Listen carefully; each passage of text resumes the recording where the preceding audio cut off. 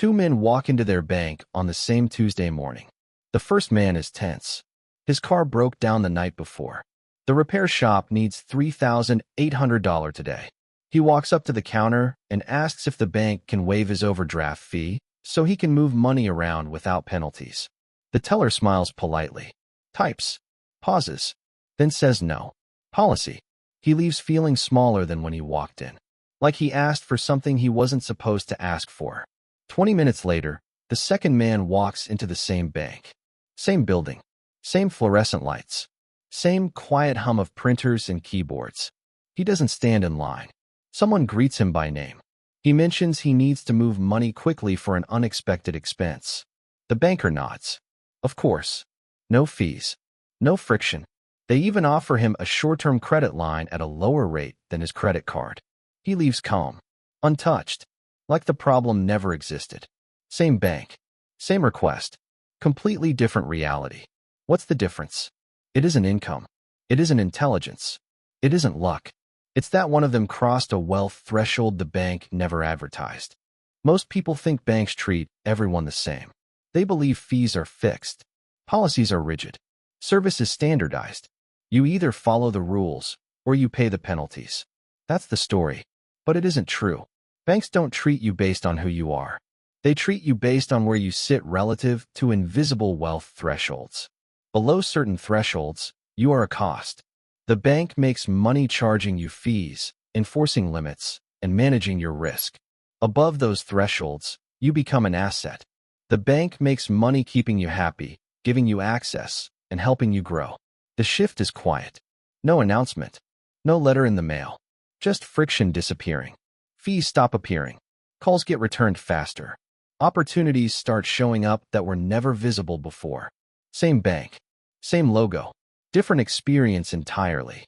And unless you know where these thresholds are, you can spend your entire life being treated like a cost instead of an asset.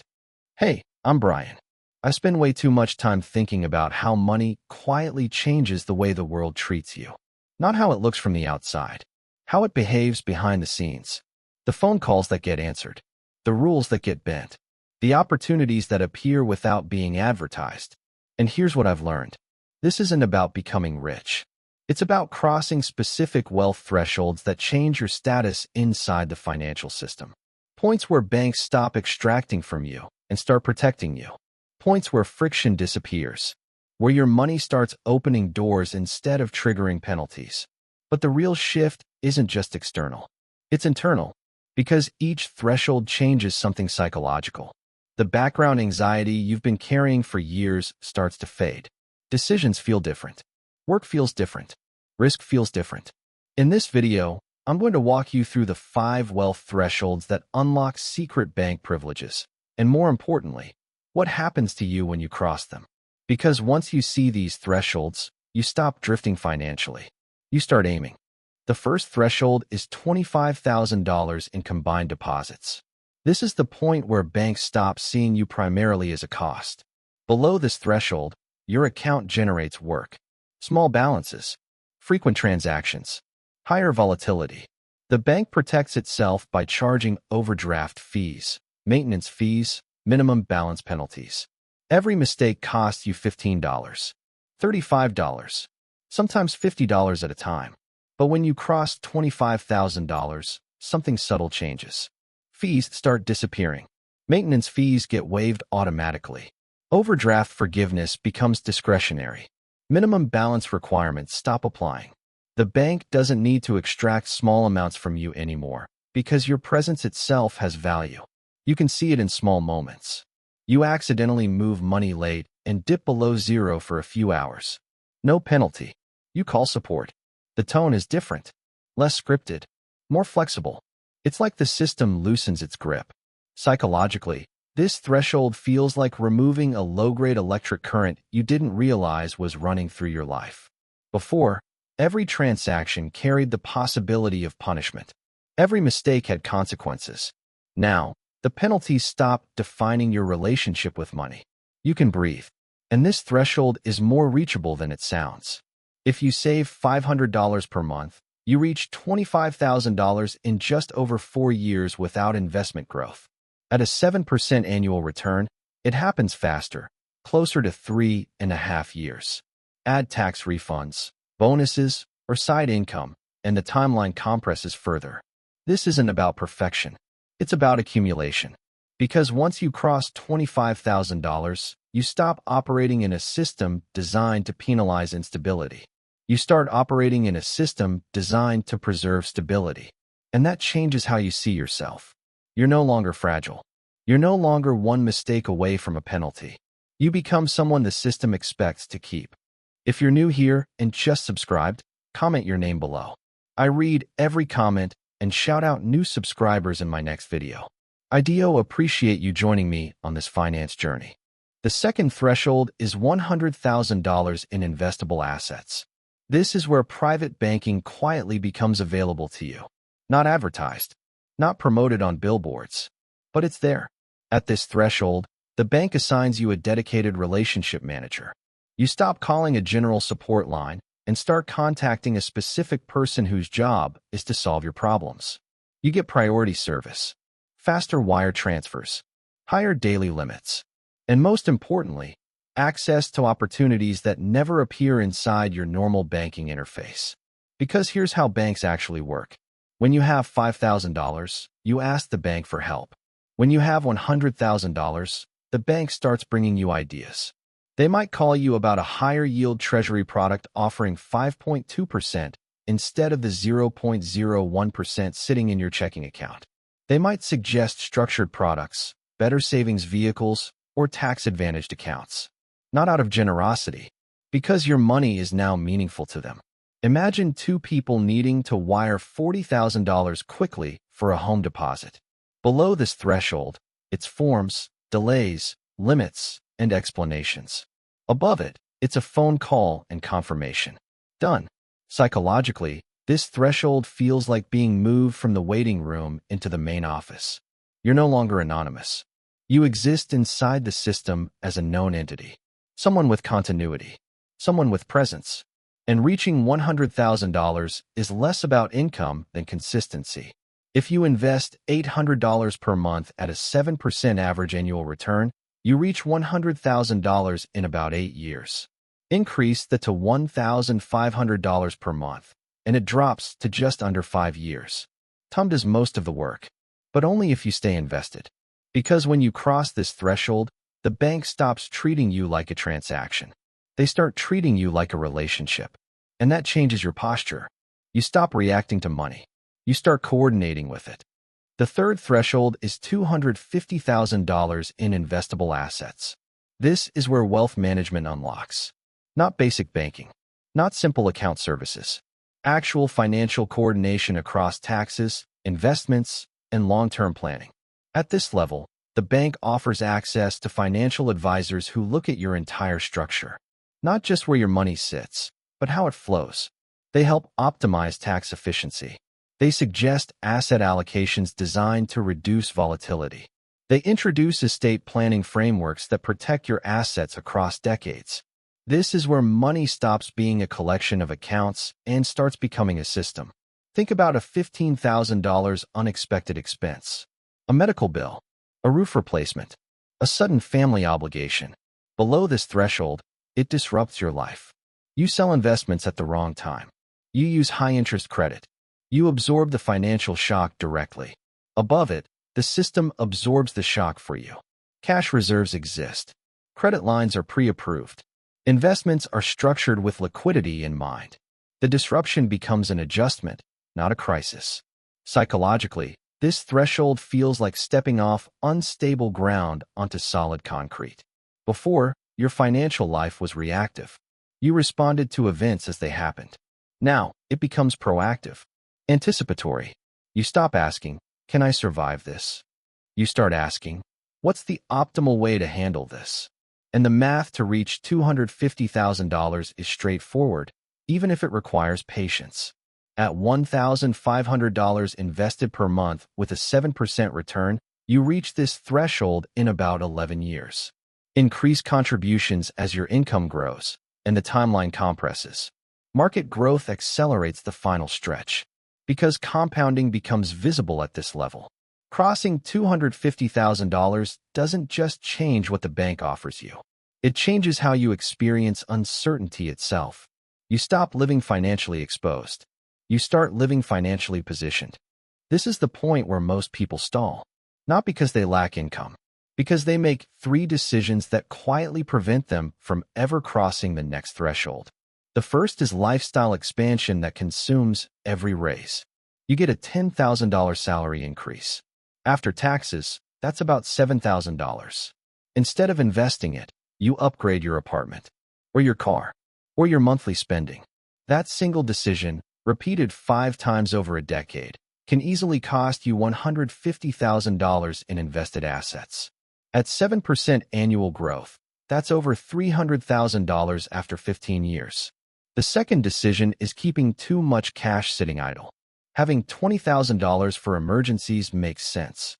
Having $80,000 earning 0.5% while inflation runs at 3% quietly erodes your position.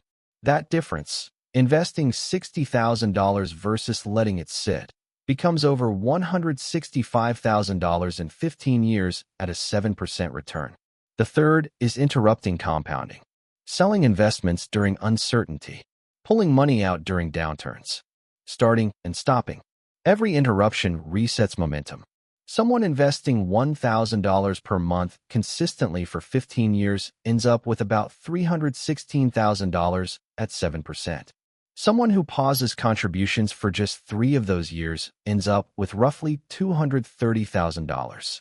An $86,000 difference created purely by inconsistency. Crossing wealth thresholds isn't about brilliance. It's about continuity. The system rewards stability, but only if you stay in motion long enough to reach escape velocity. The fourth threshold is $500,000 in total relationship value with your bank. This is where the unadvertised privileges begin. At this level, you start receiving preferential loan rates. Not dramatically different, but enough to change outcomes. Maybe your mortgage rate is 0.5% lower than standard offers. On a $400,000 loan over 30 years, that difference saves you over $40,000 in interest. Same house, same loan, different threshold. You may also gain access to private placements, specialized funds, occasionally even pre-IPO allocations or institutional-grade investments not available to the general public. These aren't guaranteed returns, but they are different doors, and the bank begins offering concierge-level services. Expedited processing, higher wire limits, faster approvals. Because at $500,000, your financial presence is significant enough that retaining you becomes a priority. Imagine needing liquidity quickly for an opportunity. A property selling below market value. A business investment requiring fast action. Below this threshold, you scramble. You apply. You wait. You explain. Above it, the infrastructure is already in place. Psychologically, this threshold feels like learning a language you didn't know existed. Before, financial conversations happened around you. Now, they happen with you. You understand terms, structures, trade-offs. You stop feeling like an outsider in financial environments. Reaching $500,000 often happens faster than the early thresholds because compounding begins doing the heavy lifting. If you reach $250,000 and continue investing $2,000 per month at 7%, you reach $500,000 in roughly 8 more years. Market growth alone may contribute nearly half of that increase. Your money starts working harder than your labor, and your identity shifts again. You stop being someone who is building stability. You become someone who has leverage. This is also where people sabotage themselves. Because crossing a threshold creates a dangerous illusion. It makes you feel permanently safe, like the climb is over. So behavior changes. Someone reaches $500,000 and upgrades their lifestyle by $2,500 per month. A nicer apartment, a more expensive car, more travel. That's $30,000 per year in additional spending. It doesn't feel excessive. It feels earned. But that $30,000 invested annually at 7% becomes over $414,000 in 10 years. Stretch that to 15 years, and it becomes over $750,000. Nearly $750,000 traded for incremental lifestyle upgrades that stop feeling special after 6 months. This is how people stay financially stuck while appearing successful. The bank still treats them well. They still look stable from the outside. But internally, their escape velocity is gone. Their wealth stops compounding at the rate it could have. They just see the car, the apartment, the visible rewards. They don't see what they're giving up. Because the most dangerous moment in your financial life isn't when you have nothing. It's when you have enough to relax, but not enough to be free. That's the threshold where discipline matters most. Because the next level changes everything. The fifth threshold is $1 million in investable assets. This is where you enter high net worth territory. And the shift here is less about perks and more about power. Banks begin offering access to alternative investments, private equity funds, private credit, institutional real estate opportunities. These aren't always superior, but they expand your options beyond public markets. You also gain coordinated access to estate planning attorneys, tax strategists, and specialized advisors, not just to grow your wealth, but to protect it across decades and generations. Because at $1 million, preservation becomes as important as accumulation. But the most important change isn't structural. It's psychological. At a 7% annual return, $1 million generates $70,000 per year in growth on average without adding another dollar. That's nearly $6,000 per month created by capital alone. Think about that. Your assets begin replacing the income your labor used to provide. This changes how you approach work entirely. You can take career risks, start businesses, change roles, negotiate differently, because your survival no longer depends entirely on your next paycheck. You stop making defensive decisions. You start making strategic ones. And reaching this threshold is rarely the result of a single event. It's the cumulative effect of crossing every previous threshold and maintaining momentum. Someone who reaches $500,000 and continues investing $2,500 per month at 7% will typically reach $1 million in about 9 years, often faster with income growth and market appreciation. But when you cross it, something internal settles. The background noise disappears. You're no longer running on a treadmill that stops the moment you do. You become someone whose financial life has its own gravity. Independent, stable, self-sustaining. Crossing each threshold doesn't just change your accounts. It changes how you live. At $25,000, you stop feeling punished by small mistakes. Work becomes less about survival and more about planning. At $100,000, you gain a partner in the system. Decisions feel coordinated instead of reactive. You start thinking strategically. At $250,000, life stops being a series of emergencies. You experience choice, not crisis. Your work shifts from scrambling to designing outcomes. At $500,000, opportunities appear that were invisible before. You speak the financial language others don't understand. You gain leverage over your time and your capital. At $1 million, the relationship flips completely. Your money works independently. You can take risks without fear. Work becomes optional, not obligatory. You operate from a position of freedom. Each threshold compounds the last. Each one expands your capacity to act, think, and feel differently about money and life. By the final level, you're no longer responding to life. You're designing it. Not everyone needs to reach all 5 thresholds. Most people will be fine stopping at 1 or 2. But here's the challenge. Pick the next threshold above where you are now. Just one. Focus, commit, and keep moving. Even a single threshold transforms how the bank sees you and how you see yourself. Imagine looking back 5 years from now, knowing you made one choice that changed everything. That's the difference between reacting and designing. Start there. Start now. I'm Brian. Keep your thresholds in sight.